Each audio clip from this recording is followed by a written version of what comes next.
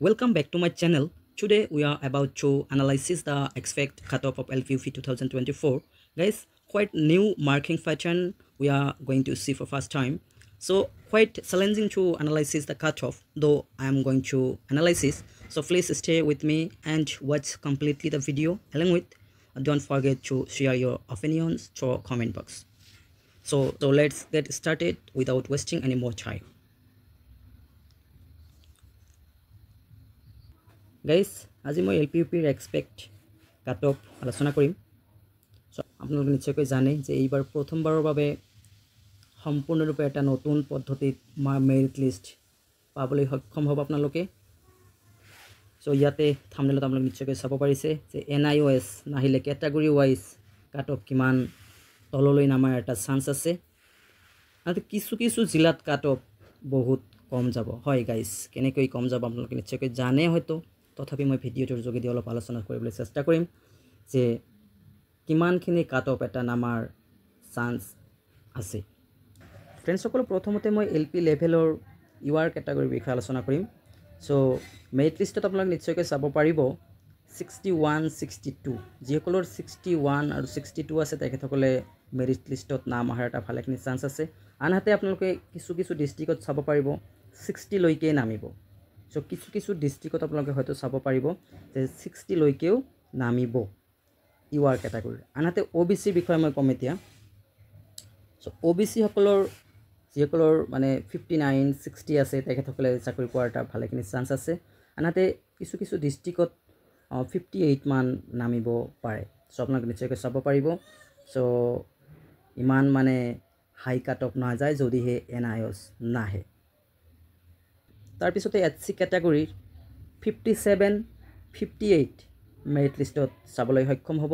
আপোনালোকে নিশ্চয়কৈ ৱেইট কৰক, চাবলৈ সক্ষম হ'ব।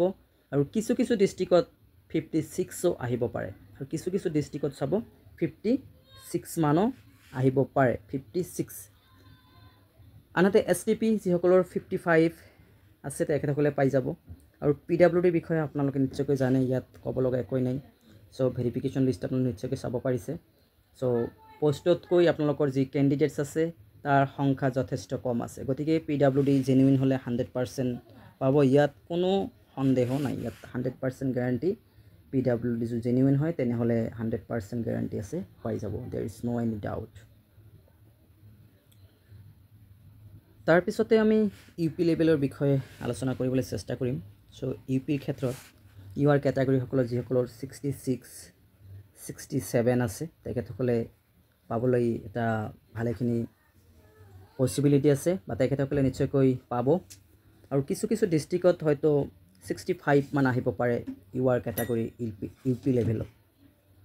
আনহাতে OBCৰ ক্ষেত্ৰত 64, 65 থাকিলে চাকৰি পাবলৈ এটা ভালেখিনি সম্ভাৱনা আছে, বা পোৱাৰ এটা ভৰসা আছে। আৰু কিছু কিছু ডিষ্ট্ৰিক্টত 63 মানো আহিব পাৰে। আনহাতে HC 62 বা 63 এনেকুৱা থাকিলে HC সকলে UP লেভেলত পোৱাৰ এটা পূৰ্ণ সম্ভাৱনা আছে। আনহাতে SDP 61 প্লাছ হ'লে, আনহাতে PWD আপোনালোকে নিশ্চয়কৈ জানেই যে PWDৰ বিষয়ে ইমান ক'ব লগা বিষয় নাই, যিহেতু PWD কেণ্ডিডেটছ জেনুইন হ'লে তেখেতসকলে ভালেখিনি মানে এটা চান্স আছে যে পাবই। গাইজ, আপোনালোকে আপোনালোকৰ মতামত শ্বেয়াৰ কৰিবলৈ নাপাহৰিব। Please don't forget to share your opinion through comment box. আৰু পৰৱৰ্তী সময়ত মই LPUPৰ ছেফ জোন কিমান হ'ব, আৰু NIOS আহিলে কাট অফ কিমান যাব, আৰু মেৰিট লিষ্ট কেতিয়া মাৰিব, এই বিষয়ে মই ভিডিঅ' লৈ আহি আছোঁ। সো আজিৰ বাবে এইখিনি আছিলে। যদিহে ভাল পাইছে তেনে লাইক কৰিব, আৰু পাৰিলে চেনেলটো ছাবস্ক্ৰাইব কৰিবলৈ নাপাহৰিব। ভিডিঅ'টো গোটেইখিনি চোৱাৰ বাবে থেংকছ।